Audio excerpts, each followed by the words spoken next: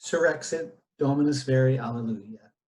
Welcome to this week's News Roundup from Catholic Family News. I am Brian McCall, the editor-in-chief of Catholic Family News.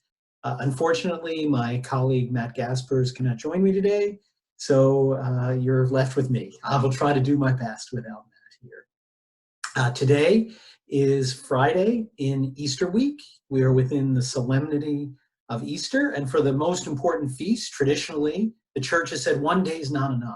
Right? We had 40 days of fast and penance. We need an extended period of celebration, and that extended period is 40 days. We have 40 days until the Ascension, but even more importantly, to say the day of Easter itself is so important that we need to celebrate it for 8 days. So Easter goes from Sunday all the way through this week until Low Sunday, or Quasimodo Sunday, as it's often called. So today is Friday within the octave of Easter, this great solemnity, and a good priest I've known for many years, always used to say, we should celebrate every day as if it were Easter, right? And this is a mark of a truly Catholic society as opposed to our secular one. In the age of Christendom, they wouldn't just have this big celebration on Sunday and go back to work Monday, right? The whole week, every day would be celebrated as if it were the first day of the feast as well. And again, in our modern circumstance, that may not be possible to celebrate the way they would in a Christian society, but at least in our intentions, we should keep this celebration going in our homes, and remember that each day is the day of the celebration of the resurrection. The great sequens, the Victimae Paschale, is sung every day in these masses. There's a unique mass for every day of the octave, and just a beautiful liturgical season that again gets sort of wiped out by the new mass that wants to simplify and cut everything down. So we have a variety of stories, as usual, some good, some bad, as you come to expect.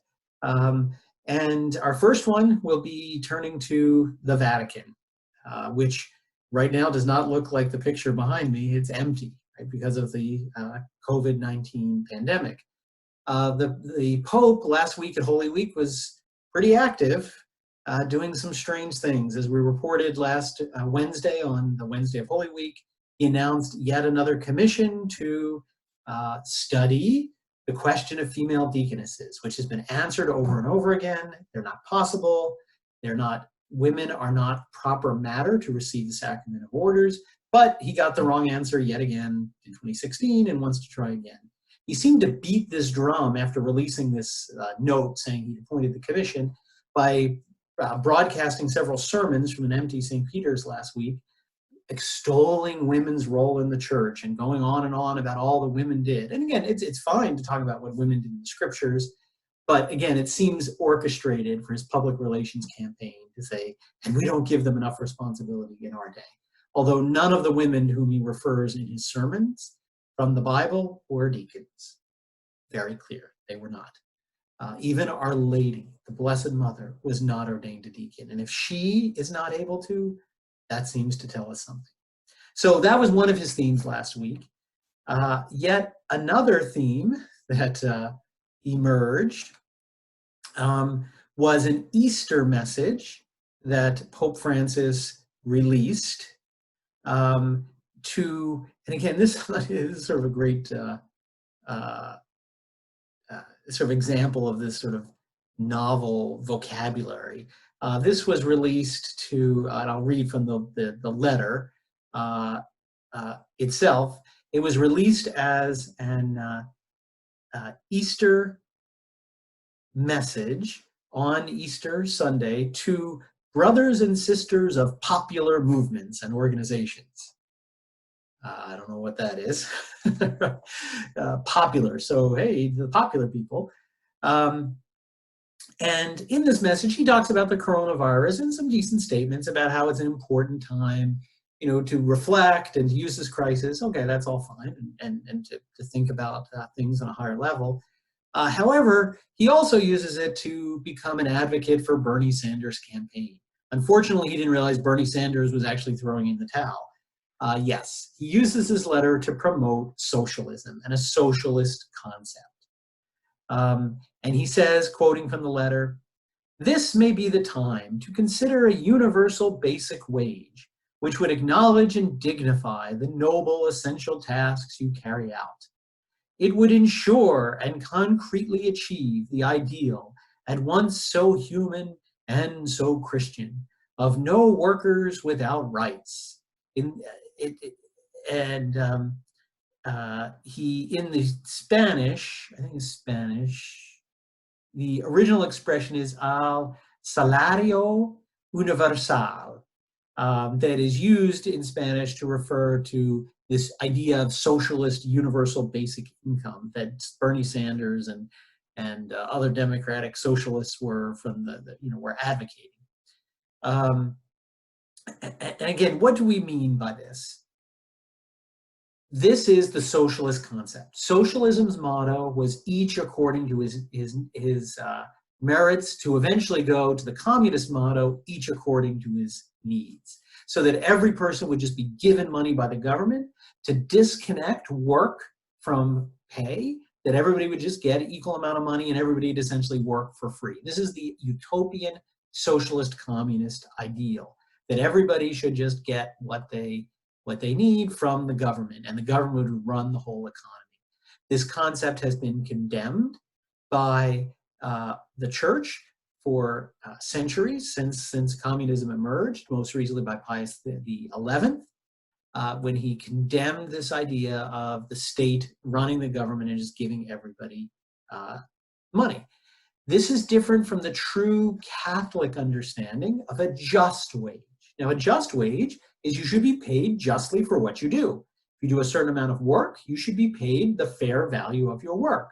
It's the idea that individuals should be rewarded with a fair, just amount for what they do. This universal basic income is, no matter what you do, everybody gets the same. This leveling, this equality, it is a false idea. Pause there. Our May edition of Catholic Family News will have an excellent article by Dr. Hanuski, who will explain how socialist ideas of equality are false. They are not true Catholic principles. And so he explains that. For more details, see the article in the May edition. But here is the Pope not promoting a just wage. And that's perfectly Catholic principle, that you should not defraud. It's one of the great sins crying to heaven for vengeance, to defraud laborers of their just wage. We have to pay them what's fair. But this universal basic income is not that. It is not paying workers for what they deserve. It's just handouts from the government to the government to be in charge of everything, to exceed its proper authority for the common good. And that's here what, we have the Pope advancing the platform of socialism in this Easter message. It's because he doesn't understand the great opposition that socialism opposed to true Catholic teaching. Remember, he accepted that crucifix that had the Soviet hammer and sickle on it. He's lifted the sanctions on liberation theology people that have been condemned for supporting socialism. And here we see he believes in their doctrines. So very sad at this time when the world should be rejoicing about the redemption from sin by our Lord through his offering himself on the cross and his resurrection, his conquest of the devil. At a time when people are suffering without the sacraments, he's giving a campaign speech for Bernie Sanders. It's just, this shows how out of touch this Pope is with what the job description is for a Pope. So sorry to report that rather than dealing with crucial issues in the church, he's promoting female deacons and communism. Well, to come back to America, a positive story.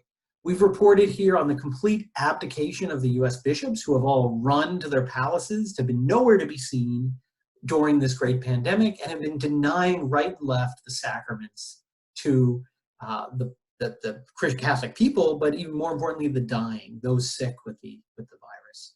Well, we finally have a good story to report. A bishop was willing to buck the trend of the US Conference of Catholic Bishops. It's one of the reasons that traditionalists have been opposed to these bishops' conferences, because they are designed to be bureaucratic institutions to take away the authority of the bishop in his diocese.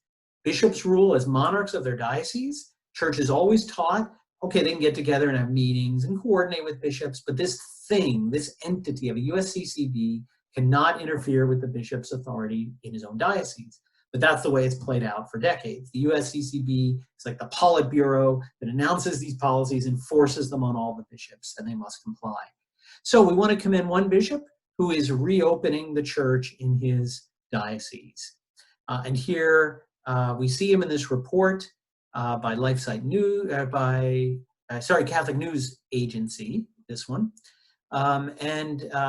This is in the Las Cruces diocese, and it became the first diocese where the bishop resumed public masses. Bishop Peter Baldacchino, not Bishop Baldassari. Remember, he's the evil secretary behind most of Benedict's synod. So similar sounding name, different person, Baldacchino. And here he is. He's one of the first bishops, first of all, to do what many traditional priests have been doing for weeks, do a drive-in or car mass, where you can observe safe recommendations from public health officials of keeping people apart. They pull in their cars, and he then can give them mass. Sadly, it's the new mass, so not very edifying for their soul. But again, at least he sees the idea that, well, wait a minute, we don't just have to shut down. We can actually keep things going and be a little creative here. Whereas other bishops, like the Bishop of Alexandria, has condemned priests, such as those in the Society of St. Pius X, who kept and still are offering public masses in fields, drive up, condemned them as disobedient, schismatic, and all those things they hurl at people that are doing the right thing. Here we at least have a bishop who's doing this himself, and he's also lifted his closure of all public masses in his diocese. He's instructed his priests they should offer public masses in ways that can comply with the health restrictions to protect people. Again, maybe that's in a church, spreading people out, depends on the circumstance, maybe it's a car mass. But he said to the priest, you have duty as priests, get out and do it. You need to bring this out. And again, sadly, it's the new mass and the new rite, which is not pleasing to God. But again, at least, for this someone, even if he can't see the truth of that, he sees the truth of what it means to be a bishop, and is realizing he doesn't just shut the church down and say we're on vacation because the government says we have this crisis. He said, priests, you still have a duty to be priests and to bring the sacraments to people. So we do commend him for his bravery, because I'm sure he's going to be attacked by the USCCB for breaking ranks and doing his job as a bishop. So we again commend him. Our next story, we go to what some political news in the United States relating to the pandemic crisis.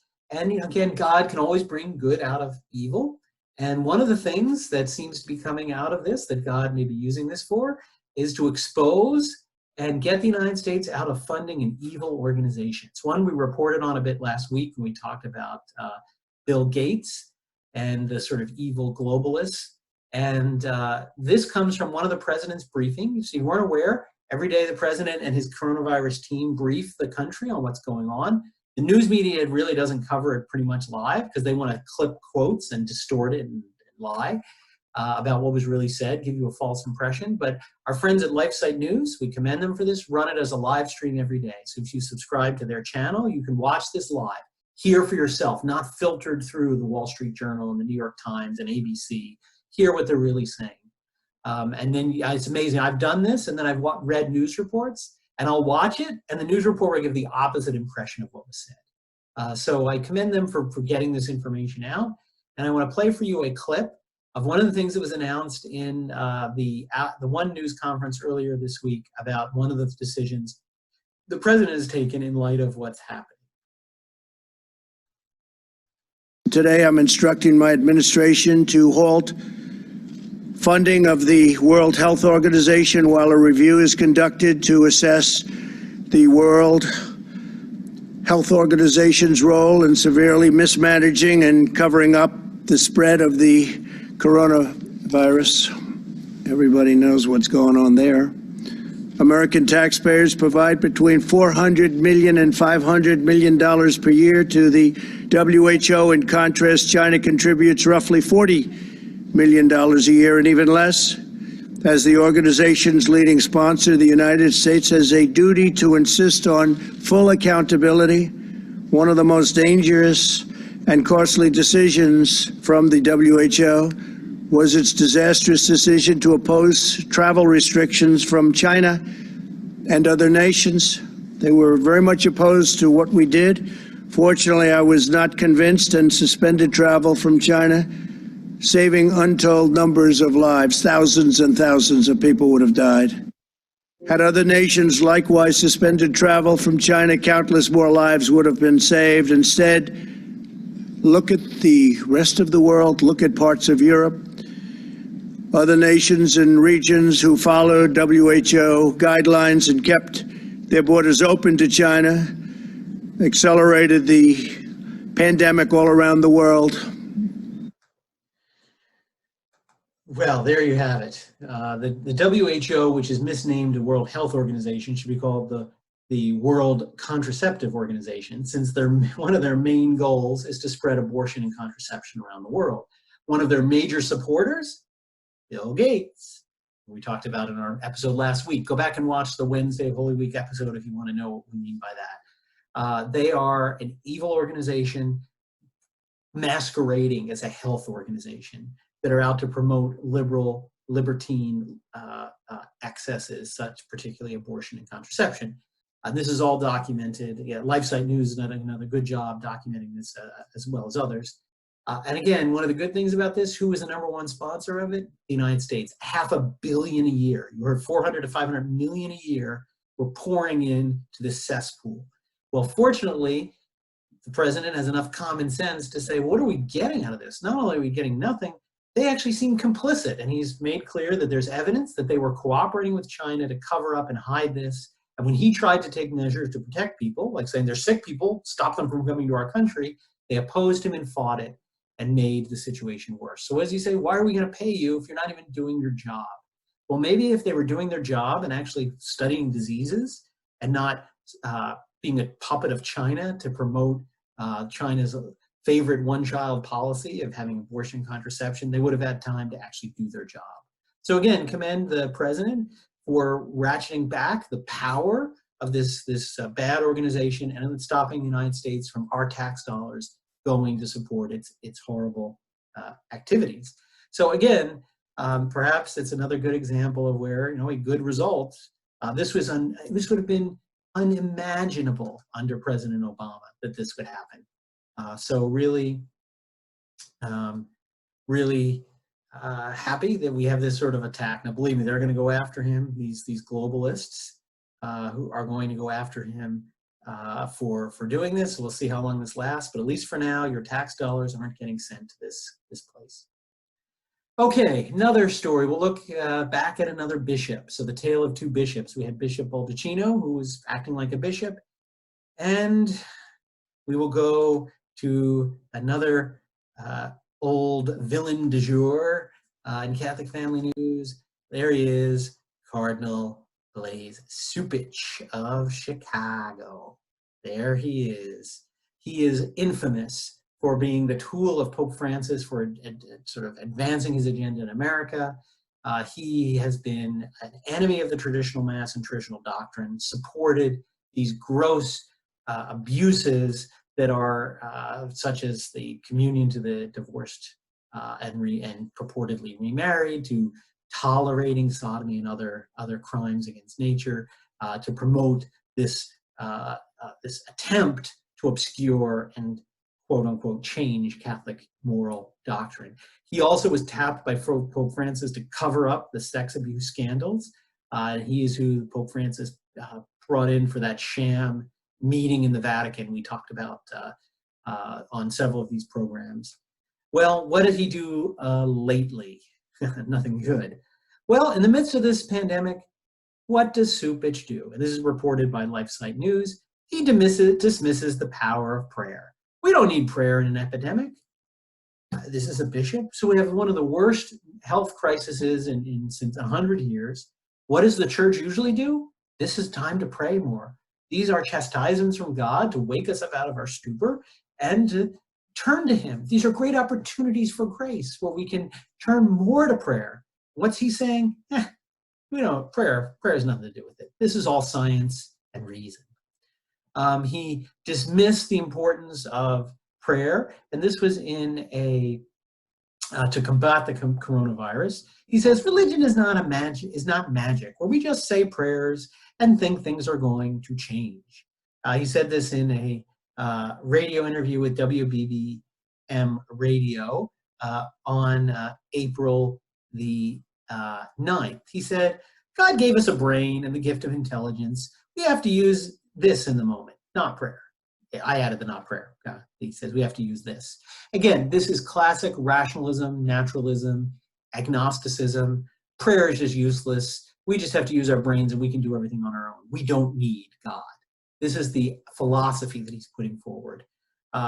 In another related interview the day before to ABC7, Supich also said that God doesn't allow us to have a religion,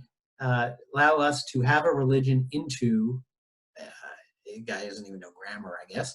Well, I don't know what that's supposed to mean. Doesn't allow us to have a religion into a magic formula where we say a prayer and think things are going to go away. We have to take responsibility for our actions. We have to make sure we keep each other safe. And again, what we see here, probably justifying the fact that there's no mass and sacraments. Oh, we just have to keep people safe, that's all. We can't pray, doesn't help. Again, what does this contrast with? What our Lord tells us. Prayer is real. He tells us, ask and it will be given unto you. Seek and you will find. Knock and it will be opened unto you. For everyone who asks receives, and those who seek find, and the one who knocks is well opened, right? He says, he who asks anything in my name will not be refused. The great power of prayer. It is real. It is a reality. Now, it's true, God wants us to do both. He wants us to use our mind and prudence.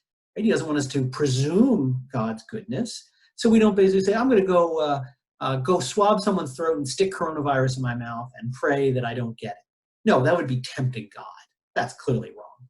But what he does say is, do what you need to do, take your prudent measures, but they're not enough. Pray, and I will give you what's for your spiritual benefit. Now, that doesn't mean God always answers our prayers the way we want them. He answers in the way he wants them. But what it does mean is that he does answer our prayers, and they are powerful. They're not just magic. Again, this is the classic line of the anti-religious, the atheists, who say, oh, religion's just magic. No, it's not. It's reality. It's more real than placing a phone call to our governor.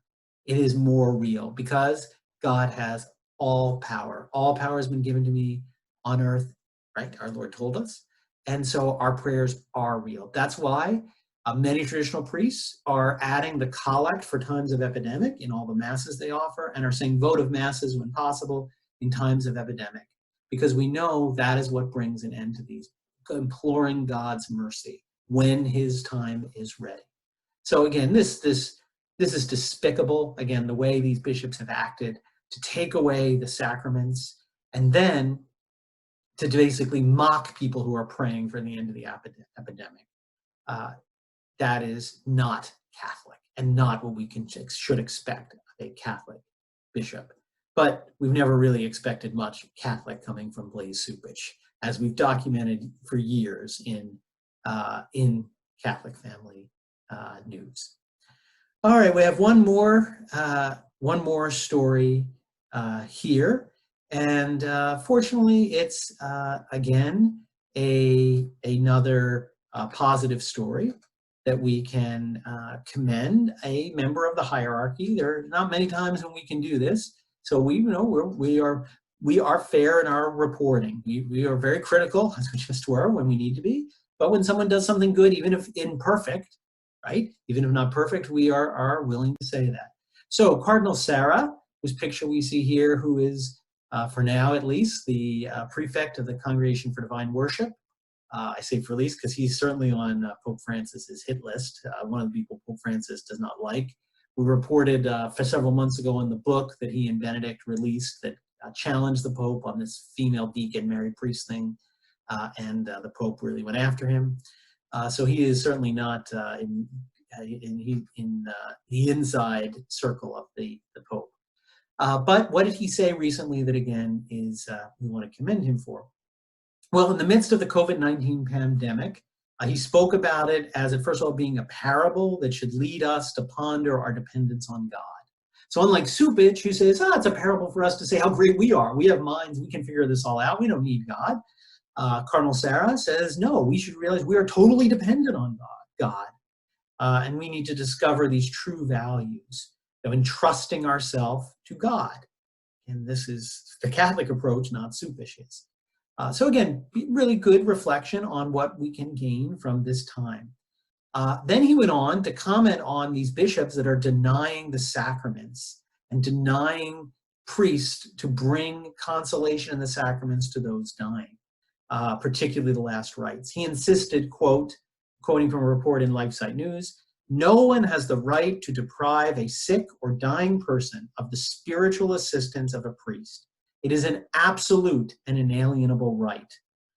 Again, we have a right to the sacraments. We have a right to them. By virtue of being baptized, we have disposed, again, assuming we're properly disposed, of the church as our mother must give them to us. And again, we have all this talk of rights and the French Revolution rights, etc., of all these other things. The most fundamental right is the right to the sacraments that the church can give us. And again, good for this cardinal for making this clear that it's absolutely wrong of these bishops to be denying. Now, can priests be prudent? Yes, they have to wear some gloves or some kind of gowns if they go into a hospital with a very sick patient, but they have to make a way for the priest to get in there. The priest just can't just go home and say, well, sorry, die on your own without the consolation of the church because of this epidemic. He went on to say that we must be drawing human, political, and religious lessons from this epidemic that has dispersed the smoke of illusion. Right? Again, what's the illusion he's talking about? That we don't need God, right? We do need him, and we need the sacraments. So good. I see this as a real condemnation of these bishops that are denying, they're ordering their priests not to hear confessions, not to absolve from sins, and not to bring the last sacraments, which is a scandal. So again, is he perfect? Certainly not. He certainly is although conservative, he still promotes the new mass and still has, again, infected by modernism in certain ways, maybe not as much as Pope Francis, obviously, but we do commend the cardinal for speaking the truth here, that we cannot abandon the dying, and priests need to be on that front line. They are the most essential workers in such a time. Well, there's a survey of what's been going on this Easter week, the good, the bad, the Supich, and hope you've enjoyed listening. If you've enjoyed this program, as with all our programs, please consider supporting our apostolate by subscribing to Catholic Family News. On our website, you can sign up. We're having a bit of trouble, as we've reported, getting our paper issues out because of the closures. The April issue is still delayed. We are publishing the May issue. We're planning to that May 1st. They're both available online. Every subscriber has a free online access to the e-edition. So you can at least read that, and you'll eventually get your papers in the mail when the government lets us into our warehouse to get them. But please support, if you like this video, please support it by subscribing, by encouraging friends to subscribe, and also do it without any cost. Forward this video, post it on Facebook, your social media contacts, forward links, get more people watching it. We want to bring the truth about what's happening in the world from a Catholic perspective to as many people as possible. So thank you for those of you who do these things, for supporting us, for liking the videos, sharing them, and for continued subscriptions to our apostolate, to the newspaper. So this week, why don't we end by playing the Regina Caeli, which is the Marian prayer that we say in this Easter time in lieu of the Angelus. In the name of the Father, and the Son, and the Holy Ghost, amen. Regina Caeli, laetare, alleluia, quia quam eristi portare, alleluia, resurrexit, sicut dixit, alleluia, ora pro nobis Deum, alleluia. In the Father, and the Son, and the Holy Ghost, amen. I wish you a blessed and happy Easter for the rest of the octave, and hopefully Matt will be able to join me next week, where we will see you with some more news stories from a Catholic perspective. Ite missa est, alleluia.